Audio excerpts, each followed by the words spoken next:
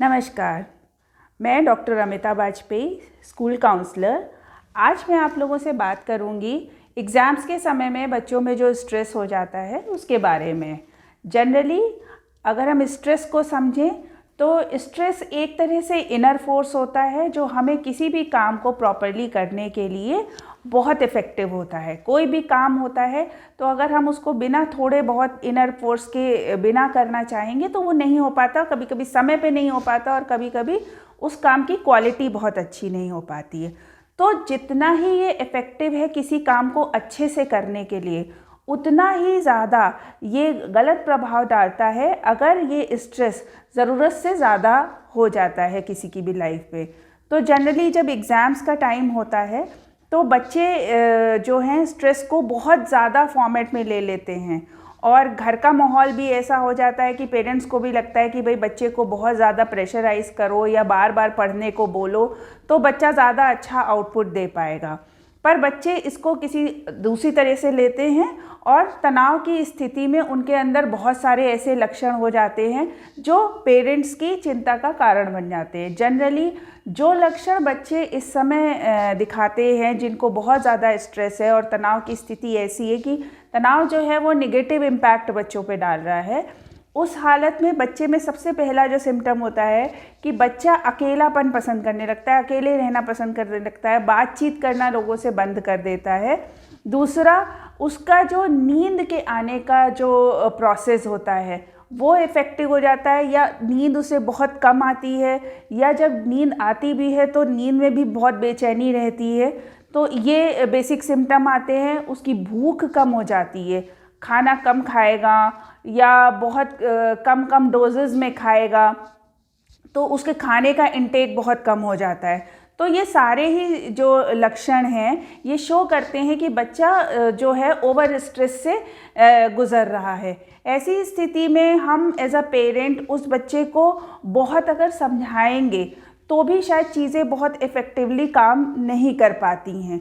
बहुत इंस्ट्रक्शन देने से ज़्यादा बेहतर है कि हम एक उस स्थिति में जाएं जहां हम एक हेल्पिंग हैंड बच्चे की तरफ बढ़ा पाए। तो ऐसी स्थिति में हम क्या कर सकते हैं?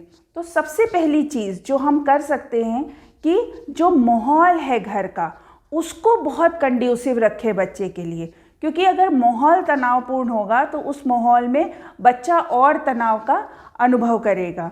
दूसरा, बहुत ज़रूरी चीज़ है कि बच्चे को इस बात के लिए प्रेरित करें कि ये एग्ज़ाम्स जो होते हैं वो एक प्रोसेस का पार्ट है। ये अपने आप में कोई अलग से एक इंसिडेंट नहीं उनके साथ हो रहा है कि आज ये एक कोई इवेंट आ गया और उन्हें उसे पार करना है।